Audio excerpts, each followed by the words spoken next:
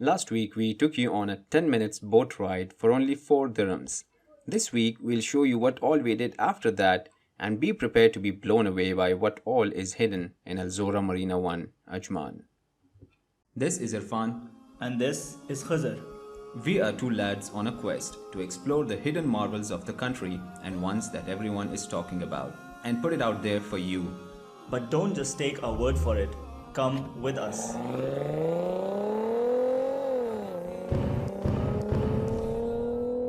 Alright, let's start with the cafes. Now we counted at least 4 different coffee shops in a relatively small area, all of them with their own different aesthetic and feel. Some of them old school, sort of the conventional approach to a typical coffee shop, while other more hip and different. They've all got air-conditioned seating inside, as well as beautiful outdoor areas with stunning views of the waters. My favorite one would be this one, the one with sort of a foresty aesthetic. If you just want to grab a quick snack, then you've also got mini cafeterias with different selections ranging from your classic sandwiches and drinks to fatire and more. Now you might ask, well, what about the kids? They don't want to sit for hours in a coffee shop. Well, Al Zorah has you covered. Walking distance from all the cafes is this place called Funtastico. So it's basically a bouncy castle water park. Kids can bounce around and splash around in a number of pools and slides, all in the form of bouncy castles. They've got a waiting area for parents as well, complete with mist fans to keep everyone cool. Just outside the splash zone are a bunch of arcade games and a bike for rent shop if you wish to pedal your way through Al Zorah Marina 1. Now, if you too wish to do something more active than laze around in a coffee shop, there's a paintball park right across from Funtastico.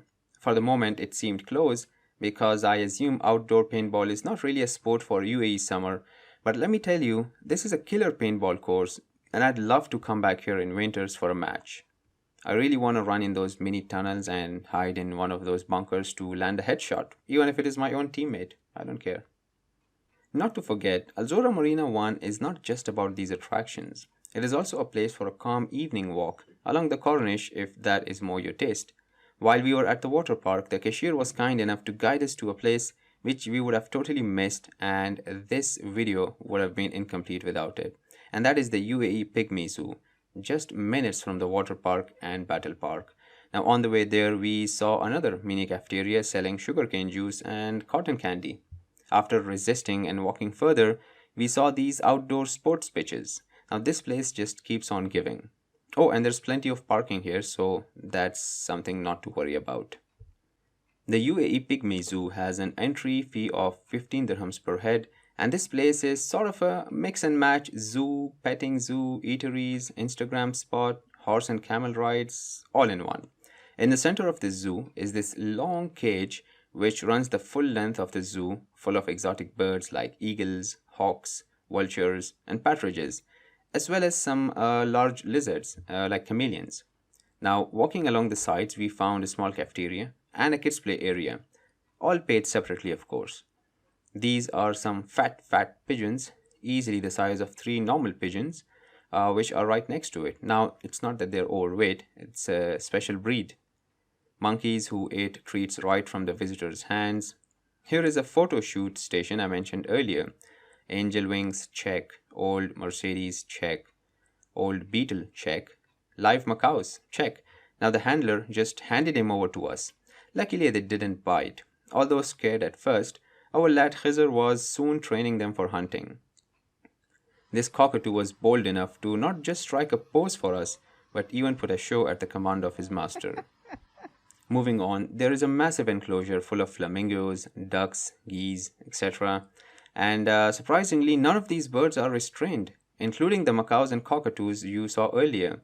They seem to be really happy here. Here is a vicuña.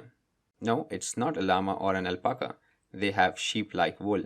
This is a vicuña, which is more closely related to its cousin, the camel, which is also here. This bull seemed to have been recently retired from rodeo. Ostriches doing their arrogant walk with their flightless wings. They also have a huge enclosure dedicated to domestic livestock of the region, including goats, sheep, oryx, deers, ram, and so much more. And some not so local, like the kangaroo or the ponies. Multiple species of dogs busy barking among themselves, not paying any attention to paying visitors. A couple of bunnies and two tortoises later, we found ourselves back at the starting point. I was really happy to see that the animals and visitors were kept cool with mist fans all across the zoo.